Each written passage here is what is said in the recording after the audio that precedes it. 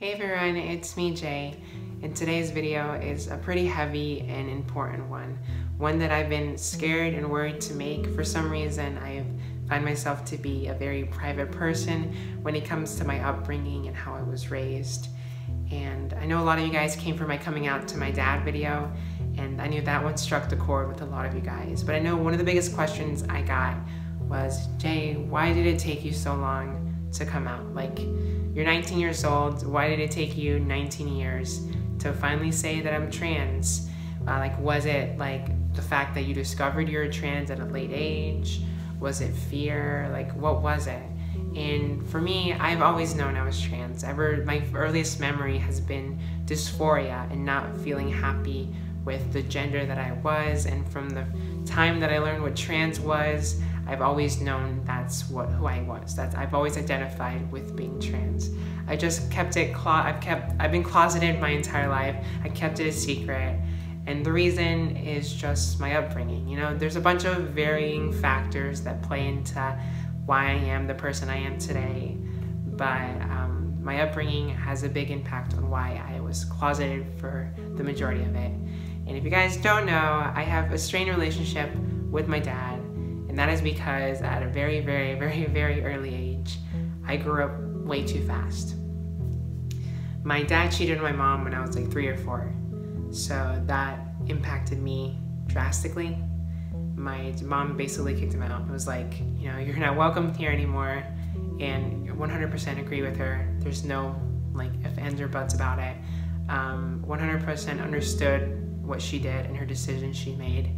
But from 3 or 4, having to go through all of this, knowing what cheating is, knowing what like infidelity is, like knowing how my mom was feeling at 3 or 4, that was when I started growing up. That was when I started being an adult. Seeing my mom go through sadness, the person that is supposed to make me happy isn't happy, it made me feel like I had to grow up fast. It made me feel like I had to take care of her. So for the majority of my childhood, I stuck by my mom's side. I was literally, they call me chicle because in Spanish that's gum, because I was stuck to her. And it's because I worried. I worried about her because she was so upset with the thing that happened to my dad. I felt like I had to take care of her. So a few months after the thing happened with my dad, her dad died. And it was really hard for her to get through that. And like years later, my grandma, her mom, passed away because of cancer, and it was a long, hard battle. And then I had a cousin, it was her nephew, had died from a motorcycle accident, and my mom took that hard. And these situations kept coming up, and they kept making things harder and harder and harder for me to really be myself and really express myself when I kept having to keep an eye out for my mom. Like I was just really, really close with her, and I really wanted to make sure that she was okay in all sense of the word okay. And like, I just really, really cared about her. And growing up, I am Mexican, I'm full Mexican. I grew up Catholic, and so religion had a big factor in why I am who I am today, why it took me so long. Because obviously growing up, my mom is such an opinionative person, and so is my dad. And I've always grown up with like gay equals bad. And being young, not really knowing what trans is, you kind of associate being trans with being gay. And like there's just a bunch of mess when it comes to that. And like my mom just being so just really negative when it comes to people who are part of the community and people who are trans and stuff like that. So growing up, I heard a lot of awful shit that I shouldn't have heard when I was a kid, and that really kept me closeted. But basically, I grew up really fast at such a young age, and it kind of affected me in such a way that it just made me be the person that I am today, made me take 19 years of my life in order to finally come out. And I know a lot of you guys can relate to that. I know a lot of you guys are in similar boats, and how it can feel like, you know, you want to kill yourself sometimes because you're not able to be the person that you know you are. You're trapped inside of this body. And for me, that definitely was the situation. I felt trapped. I felt like I wasn't myself. So by the time I was in 9th grade, I kind of had more of an independence on me and developing and growing and finally kind of starting to try and get control of my own life. I started realizing that I spent the majority of my life trying to take care of my mom. And not that that wasn't important, but I still had my own life to live, and I still had my own adolescence that I had to grow through. You know, I was developing at a young age as a male, going through male puberty, and it was awful. I had no one I could go to. My brother and I weren't close, which was weird, but no one I could go to about any changes that was happening to me. Because my father was distant, my mother just didn't talk about things like that. And I don't know, it was just really, really hard for me to go through that. I went through it alone, and it was even more awful because I was experiencing such bad dysphoria. It wasn't who I knew that I was. And so going through all of that was just all of a mess on its own. And I just didn't know how I could hurt my mom even more. You know, I always told myself, like, this is gonna destroy your mom. How are you gonna tell this to her? She's not gonna accept you. You're gonna destroy her. It was always about what my mom thought, what my mom thought. Never once did I think about, oh, what is your dad gonna think? Or, oh, what is this family member gonna think? It was always your mom, your mom, your mom, your mom. So it was the hardest part for me, was coming out to my mom and like what she would think. So getting in high school, finally getting some independence, I told two people right off the bat. They were in a band with me. And I just like flat out just like said it. I was goofing around with something at first, and then I kind of led into something else that led into just me being like, okay, like on all seriousness, this is how I feel, and I think that I'm trans, and yeah, I just wanted to be open. It's funny because I came out as bisexual before coming out as trans, like to friends, because it was just easier for me. It was easier to be like, yeah, I like guys and girls, rather than being like, yeah, I am a girl, like changing my entire identity. But yeah, I told close friends when I was in 9th grade, and then I ended up telling other people, a person I was dating at the time.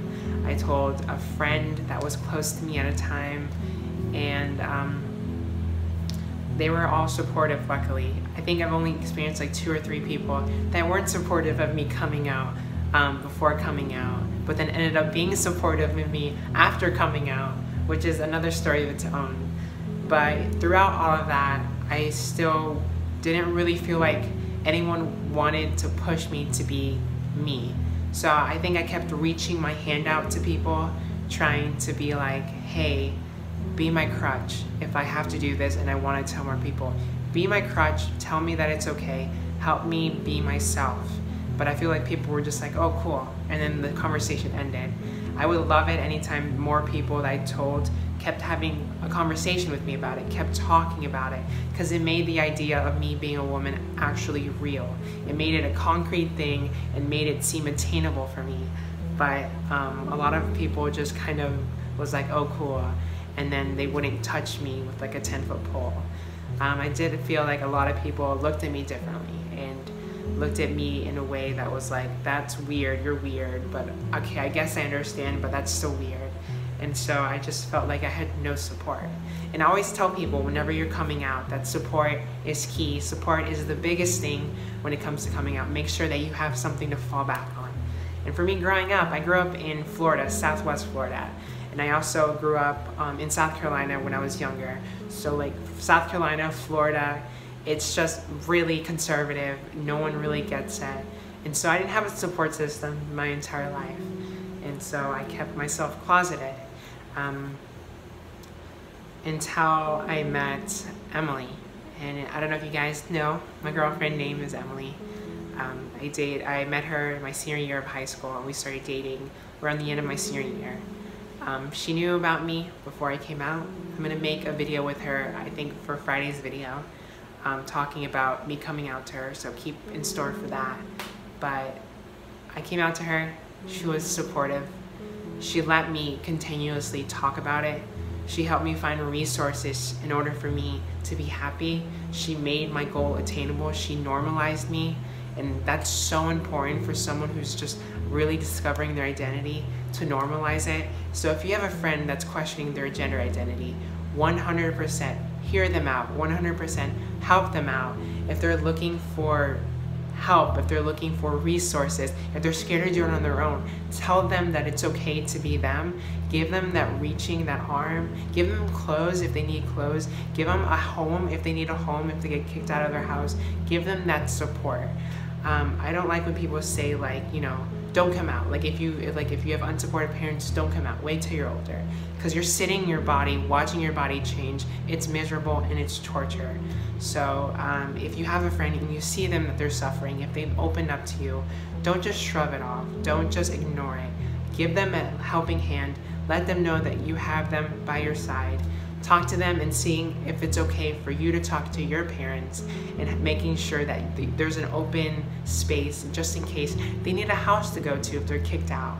So really give that helping hand to them if you can. If you're older and they're experiencing this, like if you're like in your 20s or early teens, you're living your own, offer them your couch if something happens, if they're living with their parents. Really just reach out to people and make them know that who they are is normal, and it's a part of life and a part of growing and understanding yourself.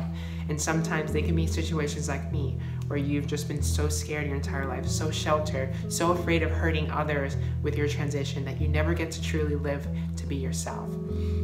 So that's why it took me 19 years. It took my girlfriend being there for me, to support me, to finally be happy with who I am today, to finally start choosing to transition, or not choosing to transition. I had no choice.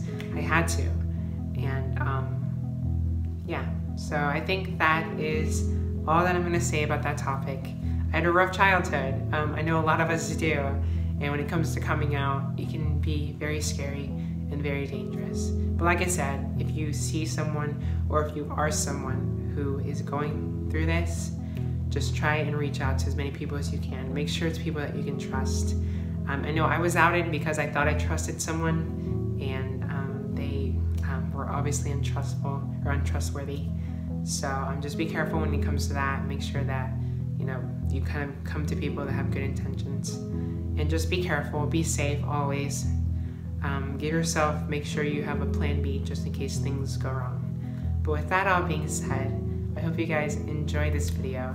I hope you guys enjoyed everything that I had to say. Coming out can be scary, but I got your back. I am a huge support system. If you ever want to DM me and talk to me about something, please feel free to send me a novel of just your struggles, and I'll do my best to get to it. I know a lot of people DM me and I can't get to all of them, but I really try. I keep my DMs open. Just know that even if I can't get back to you, I most likely would have saw it, and I might have just been like doing something in the moment, so I can't respond.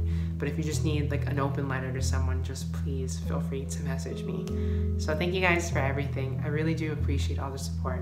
I have a Patreon. I also have an EP. Links will be down in the description if you do want to support me. And I also have a Twitter and Instagram if you want to follow me. I also wrote a recent song review for Gold Flake Paint on a band called Lawn. It's a really good song, and I don't know. Go check it out. All those links will be in the description. And thank you guys for everything. I'll see you guys in the next one. Till then, bye.